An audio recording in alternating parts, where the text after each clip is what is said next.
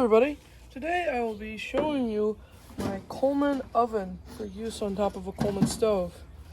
It used to have a box, but it got pretty beat up, so I just let it go. So I will be doing a demonstration. I'll be cooking a small pizza in it and just showing you how it works and how to use it. It's pretty simple and intuitive, but just in case you need a little extra help.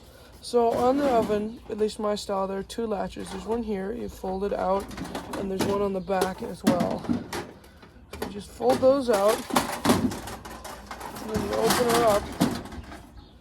And then on the inside, one piece already flipped down, but the bottom piece is folded up like this, and you just fold it down. And the same with this top piece, but you pull up on it. And now it can be a little bit tricky to do, but at the top of the oven, there are these like snaps or little pockets for these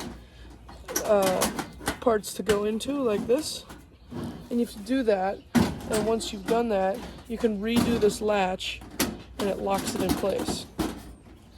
And you do the same thing for the bottom of it. You can see I've used mine a couple times. It's getting some funny lines on the bottom of it, but that's normal for extended periods of use.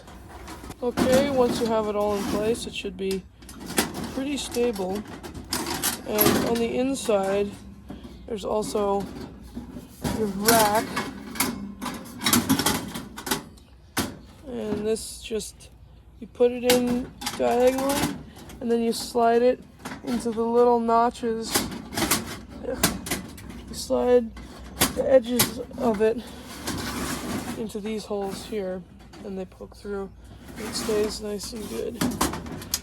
Okay, once you have your oven ready, you can get your stove ready. You can open it up. I do recommend having a nice big Coleman stove like this, just so you can adjust it properly, do everything you need to.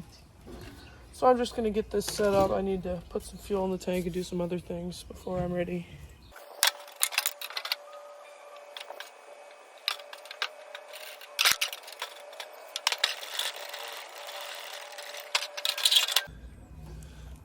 Okay, once you're ready, you can go ahead and light your stove. If you don't know how to do this properly, I have a video about it in my channel, so you can go ahead and check that out.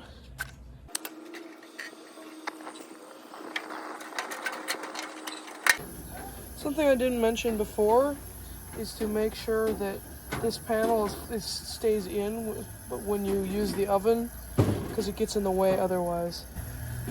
Okay, once you got your stove ready, you can go ahead and sit your oven on top. I like to make sure that it's aligned with the back corner there, kind of up against this hinge, like that. And then you're going to wait for it to get to whatever temperature you'd like it to. It should be preheating right now. I'm going to go get a small pizza and I'm going to cook it up for this demonstration today.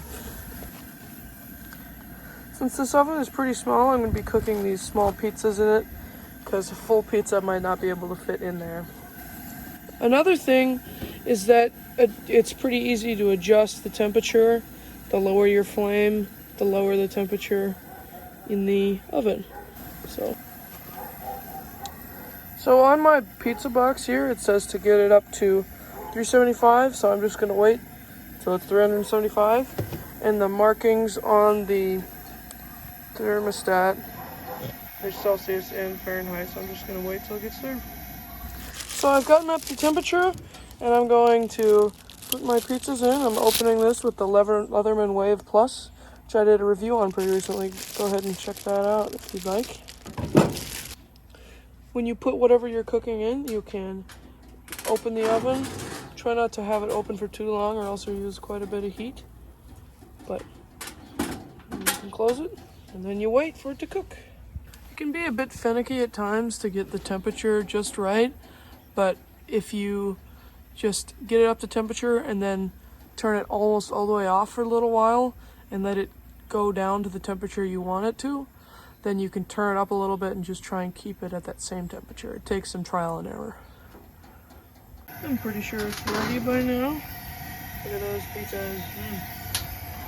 But it's not too complicated to understand how this thing works. I just hope that helps anybody who was a little bit confused.